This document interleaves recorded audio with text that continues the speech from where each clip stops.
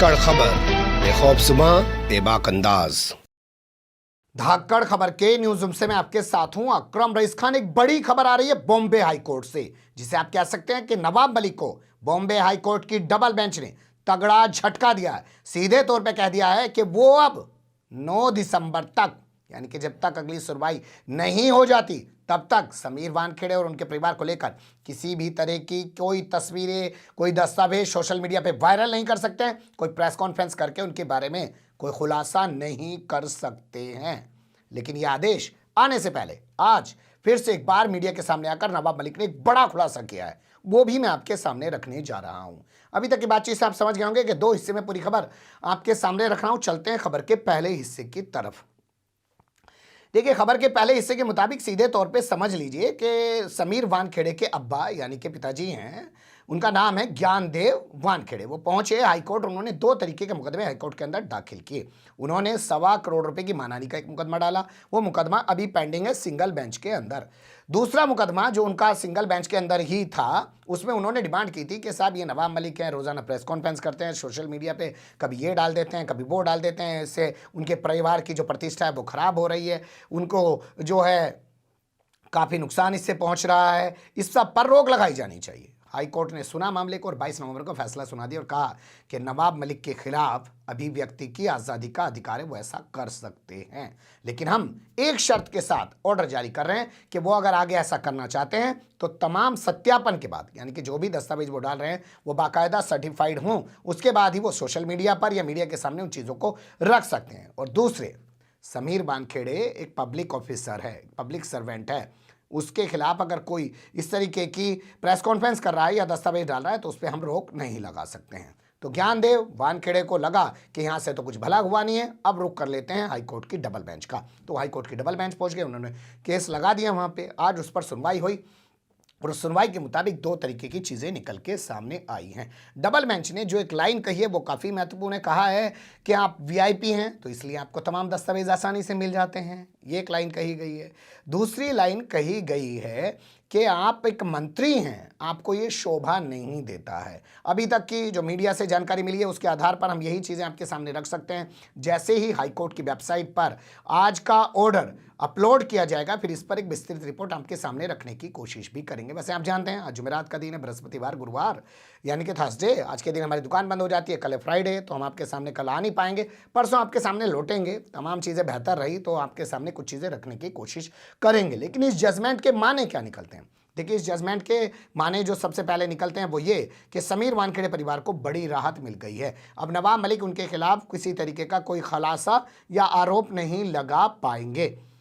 इससे जहां समीर वानखेड़े के परिवार को राहत मिली है, वहीं भारतीय जनता पार्टी के नेताओं को भी राहत मिली है, क्योंकि नवाब मलिक 6 अक्टूबर से लगातार प्रेस कॉन्फ्रेंस करके समीर वानखेड़े के खिलाफ बहुत सारे खुलासे कर रहे थे और समीर वानखेड़े के भारतीय जनता पार्टी के नेताओं के साथ किस तरीके के संबंध हैं और किस तरीके का पूरा नेक्सस ड्रग्स माफियाओं के साथ समीर वानखेड़े का चल रहा है, उस सब का खुलासा कर रहे थे। तो सबको राहत मिल गई है, लेकिन ये राहत 15 दिन के लिए फिलहाल मिली है। इस पूरे मामले में 9 दिसंबर को अब अगली सुनवाई होगी और आज है 25 दिसंबर, यानी कि 15 दिनों तक अब कोई भी बड़ा खुलासा नवाब मलिक नहीं कर पाएंगे। उनके लिए झटका माना जा रहा है। तो वो क्या कर सकते हैं? तो उनके लिए आसान सा तरीका है। अब हमने ग्राउंड जीरो पे पत्रकारिता की है तो ये बातें भी आपको बता देते हैं, हालांकि भोंपू मीडिया वाला बात बताएंगे नहीं।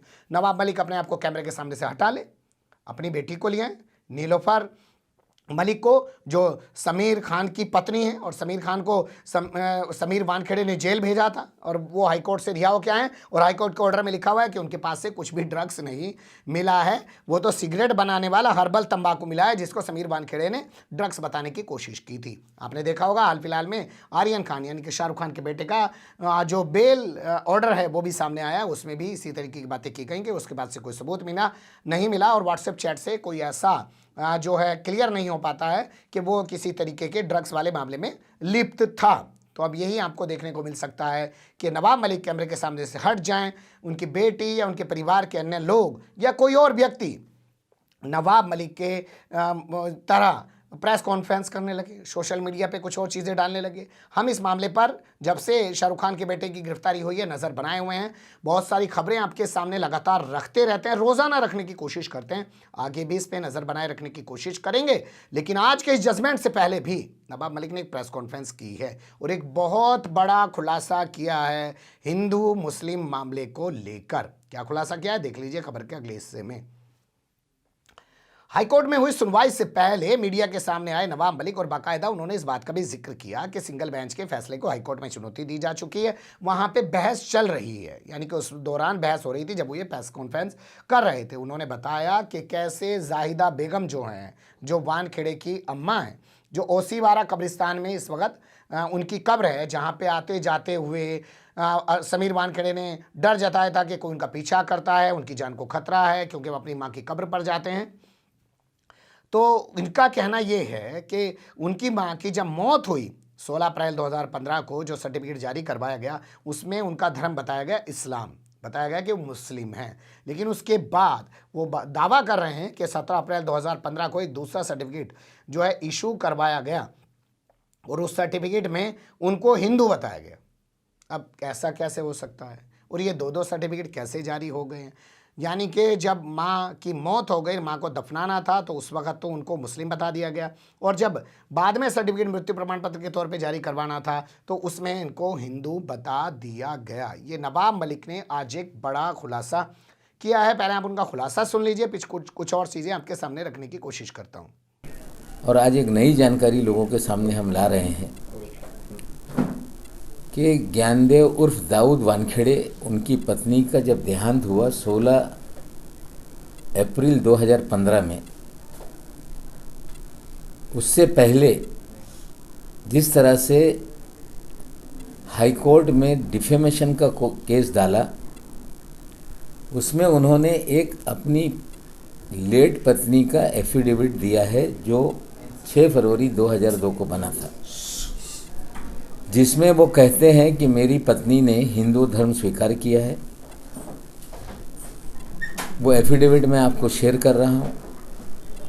हम आपको बता दें कि देश में, महाराष्ट्र में धर्म परिवर्तन करने के लिए कोई एक एफिडेविट ही, ये कोई दस्तावेज नहीं होता।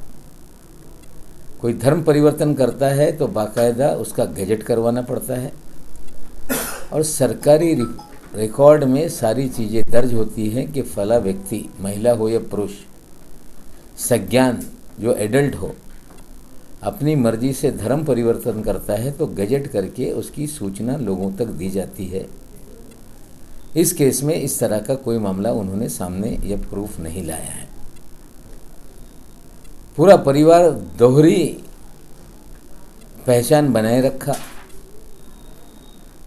पिताजी का दोहरा पहचान दाऊद और ज्ञानदेव के नाम से उनकी पहचान बनी, एफिडेविट ला रहे हैं। माँ का भी दोहरा पहचान उन्होंने बना कर रखा, बहन की दोहरी पहचान है, और स्वयं समीर वानखेड़े की भी डुअल आइडेंटिटी बना के रखकर उन्होंने पूरे लोगों को धोखा देने का काम किया, फर्जीवाड़ा रचने का काम किया। जीवन में मुसलमान बने रहे, सरकारी नौकरी हासिल करने के लिए कागज में हेरा फेरी करके शेड्यूल कास्ट का सर्टिफिकेट बनाया, सरकारी नौकरी हासिल की, एडमिशन में लाभ लिया, और हद ये हो गई कि उनकी पत्नी के देहांत के बाद, कोकिला बहन अस्पताल में उनका देहांत हुआ था, कॉज ऑफ डेथ का कागज लेकर महानगर पालिका की जो ओशीवरा में शमशान भूमि है, जहाँ पर DRK इशू होता है अंतिम संस्कार के लिए, वहाँ पे 16 अप्रैल 2015 को एक सर्टिफिकेट बनाया गया जिसमें मुस्लिम करके सर्टिफिकेट इशू हुआ। वो सर्टिफिकेट लेकर ओशीवरा वेलफेयर मुस्लिम कब्रिस्तान जोगेश्वरी वेस्ट में उनका अंतिम संस्कार मुस्लिम रिचुअल के हिसाब से किया गया। स्वयं समीर वानखेड़े ये कहते रहे हैं कि मैं अपनी माँ के कब्र पे जाता हूँ तो मेरी लोग पीछा करने का काम करते हैं। और आश्चर्यजनक बात यह है कि एक दिन बाद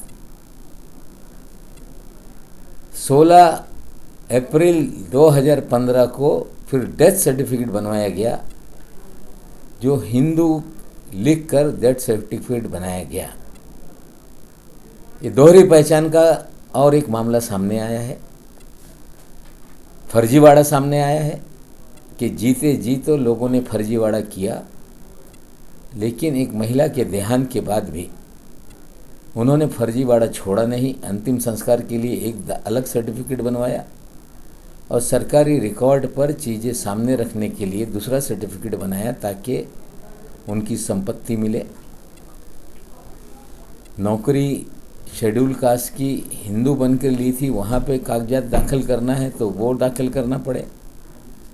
इनके फर्जीवाड़े का और एक सबूत हमने लोगों के सामने रखा है। निश्चित रूप से आज कोर्ट में जिस तरह से सिंगल बेंच का ऑर्डर आया था, उस ऑर्डर के खिलाफ वो डबल बेंच में गए। सुन लिया आपने नवाब मलिक को। तो नवाब मलिक ये बड़ा खुलासा कर रहे हैं, साथ में वो ये भी बता रहे हैं कि मामला हाईकोर्ट पहुंचा हुआ है।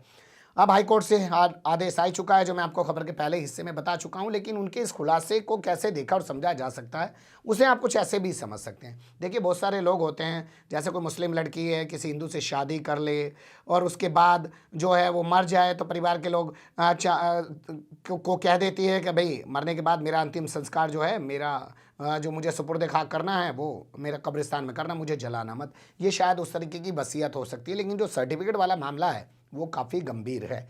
यहाँ सवाल ये भी पैदा होता है कि जिस तरीके के सर्टिफिकेट सामने आ रहे हैं, आखिर जो सिस्टम में बैठे अधिकारी कर्मचारी हैं जिनकी जिम्मेदारी है बाकायदा सर्टिफिकेट को जारी करना, वो कितने निकम्मे नाकारापन से सर्टिफिकेट जारी कर रहे हैं। तो समीर वानखेड़े इतना प्रभावशाली है कि जो मर्जी आ रहा है वो तब बनवा ले रहा है जब मुसलमान चाह रहा है, जब मुसलमान सर्टिफिकेट मिल जा रहा है, जब हिंदू चाह रहा है, जब हिंदू सर्टिफिकेट मिल जा रहा है। और आपने सुना होगा, नवाब मलिक ने भी कहा और हम लोग भी जानते हैं, जब किसी आदमी को अपना धर्म परिवर्तन करना होता है तो बाकायदा अखबार में गजट करवाना पड़ता है उसका।